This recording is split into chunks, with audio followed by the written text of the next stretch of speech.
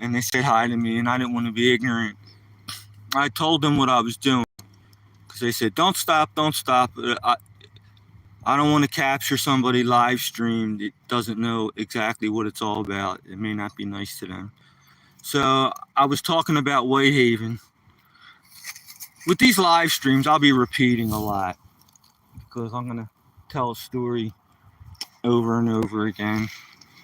Just keep you up to date. Because I guess this is kind of like a podcast. And nothing stops. Everything just keeps going. And my mind races, so if you just want to listen to somebody babble, this might be a good outlet for anybody that wants to listen to one of these nuts out there babble some happy horse, you know what.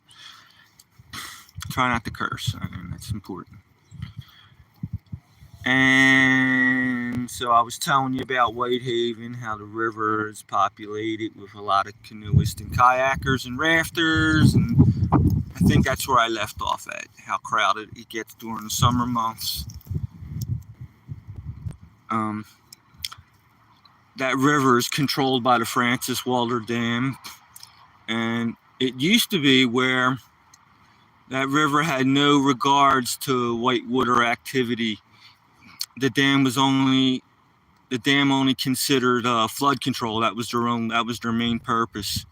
But I guess they're trying to generate a lot more revenue in this area, so they impound water starting like mid-March or the beginning of March. They'll save up a decent amount of water behind the dam so that they could release enough water every weekend, Saturday and Sunday, during certain time periods of the day where whitewater enthusiasts can come down and enjoy the river every weekend reliably.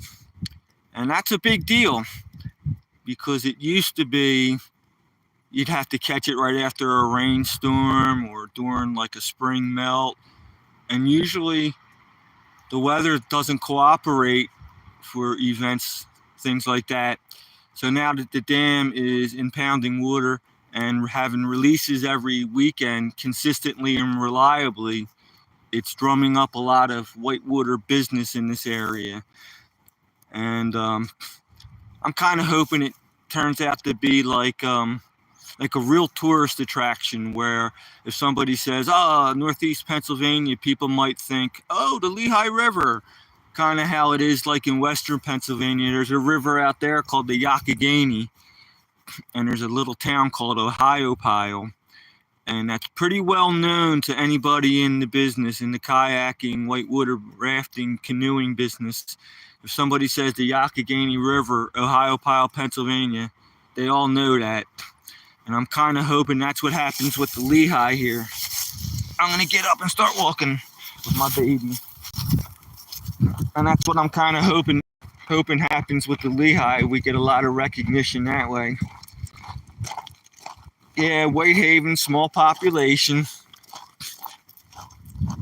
Oftentimes, I can run from one side to the other because that's what I do, because this big dog of mine, he accidentally scares people. And I try not to do that, but that's what happens. He accidentally scares people. And I try to just run through the town so he doesn't terrorize anybody. He's friendly. Dog won't hurt a flea. That dog is super, super friendly. He'll lick you to death. He's a rescue. That's important. He's a rescue. And he's slightly afraid of men. I don't want to talk. Maybe he had a mean life before they met our family. But he's got a good life now. He sleeps in bed with me. I give him ice in his water every day. And I get yelled at if I don't. So he gets ice. That water's cold. And he gets fed several times a day. I think he's kind of overweight. And the vet yells at me. But all he does is scrounge. He's picking dirt up off the ground constantly. He's always got leaves in his mouth. As I'm live streaming, you all are going to see this. And this dog, he just scrounges off the ground. He just gets leaves. Wait till you see this sometime. He'll just dig his nose in the ground and dirt and get a mouthful of leaves and he'll shake it. And like he's trying to get something out of it. And I can't stop him. You know, I was going to try a muzzle, but that's not nice, man. Don't give a muzzle to your baby. You can take away his freedom. What the heck's a dog's life for? Is to go around and sniff stuff. You know, that's what he lives for. One of my people were telling me in the comments, he's just flipping channels, man. Let him do it. You know, they're smart enough. They're not going to pick up anything poisonous, and I'm not too sure about that. I've seen him go after things that weren't good. So, yeah, spent a lot of time with my baby. My favorite time of the day, and I can't wait to live stream this tomorrow, is, or I'll tell you my day real quick, at least the first half. I get up pretty early, like 7:30, make my coffee. I don't make it, I get it ready. I take my medication, I need medication, and then I take the dog for a walk around. I live right behind a lake, and I walk around the lake, and that takes about 35 minutes. And he does his business. I always clean up too, I always carry, just so you know, I ain't, if you watch me stream, you're gonna learn that I always like to say the truth. Otherwise, I clean up after my dog. Otherwise, if I don't say the truth, then how am I going to get a reliable following? People want to hear the truth. Everybody exaggerates, but I'm going to try to keep everything as truthful as possible and not exaggerate. And so if I say I saw a flying saucer, there was a flying saucer. Or if I saw Bigfoot, there was Bigfoot. I'm not going to make things up. But so far, I haven't seen any flying saucers or big feet. But I have seen a lot of stuff. Okay, there he goes. He's going to... See? He's going to dig into something, and then he's going to come out, maybe not this time, with a mouthful of leaves. He got something hanging out of his mouth right there. So, yeah, so I'll try to keep things straight and talk about fun stuff. Who wants to talk about sad stuff? I know can't always be in a good mood. Things happen, man. Life is life, and sometimes bad things happen. But I'm going to try to say all the happy things so whoever wants to tune in could laugh along with me. You could laugh right at my looks because I'm pretty goofy looking. Try to keep my mouth shut. A lot of people say, brush your teeth. Do something with that mouth. Someday I will. But right now, sorry if I offend. But anyways, happy things. I don't know. Want to hear a joke? I already told all the jokes on my shorts. I have 540 some shorts. And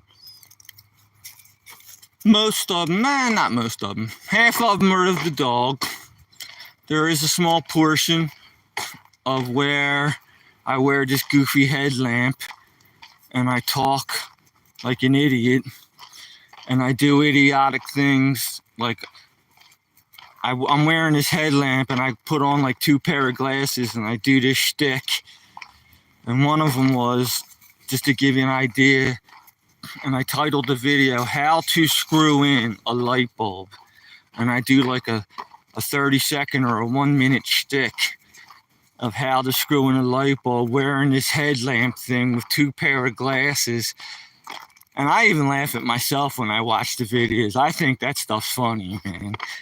And I do other videos like how to light a lighter or how to open a fortune cookie. And I'll read a fortune cookie. I'll open it up and I'll say something like, I'll read the fortune and I'll say, life is a bitch. I'm reading the fortune cookie. Life is a bitch and then you die. You know, sarcastic humor like that. And that's one of the shticks I do with my, in my shorts. And I also have serious how-to videos. I like origami. That is the art of folding paper into things. Like in the paper airplane. That's origami. And I can make like a bird that actually can flap its wings. I made a video like that. And I made a video of a couple other things. How to fold dollar bills into like a ring. That's my origami how-to, and that's a serious video. I don't wear the headlamp, and I don't joke around. I look into the camera and I explain it slowly so that anybody listening hopefully can understand what the heck I'm talking about. I try to say it out loud as if I was talking to a young person, like, I don't know, like a third grader, so that even they could understand. So if a third grader can understand what I'm talking about, then I hopefully mostly everybody else can. So that's what I do with that. That's one of my segments, the how-to segment. And I do a lot of house things, a how-to. If ever I have a question and I wish there was a video out there that explained it, I'll do videos like that. You know, like maybe how to wire an appliance or how-to projects at home. That's one of my shticks. And what else can I say? There's my doggy. This road will take me down. If I follow straight on this road, and didn't stop, if I was in a car, it'll crash right into my house. It's about another quarter mile down this road. So, and what else? Oh, I did how to do a Rubik's Cube. Yes, I can do a Rubik's Cube. I had lots of time to practice at camp. You know, the camp where you got a permanent roommate, a cellie, and I was there for like a year, so I had a little bit of time to practice. Very minor offense. So I do the Rubik's Cube. Taught myself how to do that, and I made a video. It's about 20 minutes long, and I simplify it. It's not that hard. It's just a bunch of patterns. And if you follow these patterns, you can do a Rubik's Cube. And I Googled it, right? And not that many people taught themselves how to do it. It says, when I Googled it, it says that 3 to 7 people out of 1,000 can solve a standard Rubik's Cube. So that's pretty good. I'm kind of proud of myself. Only 7 people out of 1,000 can solve that sucker. And I taught myself how to do it. So, well, I read a book. I was reading a book. But I did. Nobody sat there and showed me, you got to do this, you got to do that, man. And there wasn't video back then. This isn't back in 1989. In that time, that era. So no videos back then. So I learned how to do the Rubik's Cube, and I made a video of that.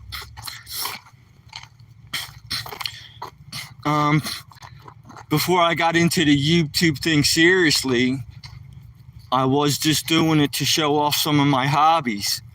And I consider myself an amateur pyrotechnician, meaning that I love fireworks and I learned how to build them. Not like stuff you could buy at the store. This is the real McCoy. And I invested a few bucks back then. It was a really heavy hobby of mine, and I was really heavily into it. I bought a lot of tools for it, like a press and rocket tools and ball mills, because you need all that stuff to make fireworks, and you need screens to rub the chemicals through. I had to buy all the chemicals, and I made fireworks, and they were beautiful. And before I got into YouTube seriously, I posted like 30 videos of all my work. A lot of rockets. That's what I was mostly proud of, were my rockets. And they're not the kind of rockets like them hobby rockets. these suckers went up high. They had a lot of power to them, man. And they were able to lift 3-pound payloads or more. I mean, big ass ball shells and big ass shells that have a lot of stars in them and a lot of explosive in them. So when they went up and went off, it looked like the real McCoy. It looked like a real beautiful spread of little dots of light across the sky, like a professional fireworks display show. So if you check out my videos, you'll see a lot of that. I made pinwheels, spinners, and not like the spinners you could buy at the store, like real awesome ones. One of my videos, there's a firework called a girandola, and it has like 30 rockets on this wheel. 30 rockets. And it lifts up a payload. It spins around and creates its own gyroscopic stabilization. And then the rockets kick in, and it lifts up into the air and carries the shell on it. And the shell goes off in the air. That took me like 6 months to build one firework. And it went off nicely, but it only lasts 30 seconds. So 6 months for 30-second thrill. That's how much I was into it. So check out my fireworks videos. I'm proud of myself. I never posted any of my bad stuff. All my firework videos are good. Nobody posts a bad video on purpose. So all my firework stuff is cool. But then I got into YouTube more seriously just about 3 months ago. And the way I discovered it is I got a beer can. We had a really cold winter this year. It went down to -16. That's one of my shorts. We had one cold morning, the coldest morning of them all. It was -16. That poor guy. I put a coat on him. I had long underwear and 3 layers. I put a coat on him, and we ran around the lake that day, -16, because if you didn't run, you'd turn into a popsicle. So we ran around the lake. He did his business. He kept the animals in pretty much during those super, super cold days. And where was I? Dog fireworks. Oh yeah, YouTube. And I got this beer can. It was real cold winter, and the whole driveway was a sheet of ice. I mean, not just like a walkway. Look, he's plopping down again. Daddy, I want to rest. Dad, it is 78. Cold and frozen. Something happened there. I don't know what happened. It was really frozen. I got the beer can and I slid it on the driveway, and it slid like, I don't know, 50 feet. It was sliding. It wasn't really spinning. You could tell it was sliding on the ice. It was a solid sheet of ice. You could have a hockey game on it. And that got a lot of views. I couldn't believe it. I just posted that for the fun of it. I was showing it off to a friend, and it got over 1,000 views in like 5 minutes. And I'm like, oh my goodness, a beer can's sliding across ice. If that attracts a lot of views, and let's see if I really try to put something interesting out there, what kind of crowd I could attract, you know. And so ever since that, I started posting a lot of videos every day. Sometimes I post 10 shorts a day if I can think of stupid things. Anything. Good things, stupid things. And so it's been about 3 months now. I'm slightly over 500 videos. They're all shorts except for the ones I mentioned before, like the Rubik's Cube. And another video I did, what I thought was pretty cool, was I was showing little kids how to make a parachute out of a trash bag. That was pretty cool. Come on, let's go. And that was a cool video. Yeah, so right now it's been about a little over 3 months, and I'm up to over 500,000 views. So that's cool. Maybe I'm doing this for fun now, but if I can earn money out of doing something like this, I'm not going to say no. But really now it's for fun. I'm not counting on cash, that's for sure. One thing I learned in life, you can't count on things that aren't fully materialized. So I just, I earn my living, whatever I do, and that's what I count on to get by. YouTube is definitely not going to be one of them that I could imagine for now, anyways. And yeah, so lots of videos. I only watch YouTube. The only reason I have Hulu, which is a paid, it's like kind of like cable, but it's just one thing. You can get live news stations on that, and my friend likes to watch like the Housewives and a couple other things, so it's very important she gets that, and I would never deprive her of anything like that. But that's all I watch is YouTube and news and like public PBS, nature shows, education. I like things to make me think. Believe it or not, I'm really into physics. When I should have been paying attention in school, I never did. I was always the class clown. And I wish I would have paid attention because I'm fascinated on the why and how things work in life. So I like watching shows. They're mostly educational. Boring, probably the most. So I'm coming up on my house here. That's a 2018 Ford Focus. They're great cars. And car's got like 60,000 miles on it. Just made my last payment. I still got the original brakes. I'm a good driver. I don't hit the brakes hard. And original brakes. A lot of things are original. I mean, you get your normal wear and tear. Come on, son. We're gonna go down the lake. Look, he's telling me I don't want to go, Daddy. All right. I'm not gonna make you.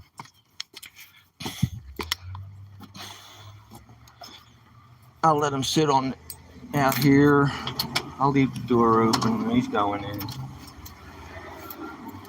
There goes the UPS truck. That's one cool thing about a small town. Everybody knows everybody. I mean, literally. When I was talking about that shopping center down there in Whitehaven, that little town, they know you. You walk into the store, you've been walking in there for 40 years. Of course they know you. First name basis, pretty much. Anybody who's friendly and wants to talk to me, I'll say hi. And if they want to talk, I'll get to learn their name. People like that when you learn their name. And that was my security camera making that noise. And you learn their names and you get friendly with everybody. And that's where my cats are buried. That was my beloved General. He was a great cat. Oh my God. And this was my beloved Rocky. Man, I love cats, but I can't have a cat around here unless I hours of the night. And then parties are kind of long gone. That's when I used to live in Philly, and we would travel up every weekend. And I was religiously, every weekend, it was like the getaway. Rich's Pocono house.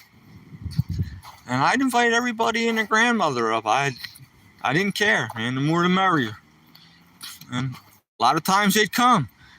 And there was quite a few regulars. I mean, people that would plan their life on coming around the Poconos every weekend. But them things go away as we get old. You get married, and everybody gets married and has kids. I still talk to them, a lot of them. A lot of them died.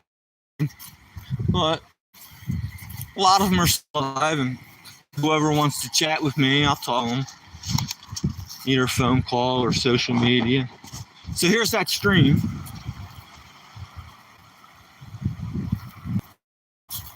That's how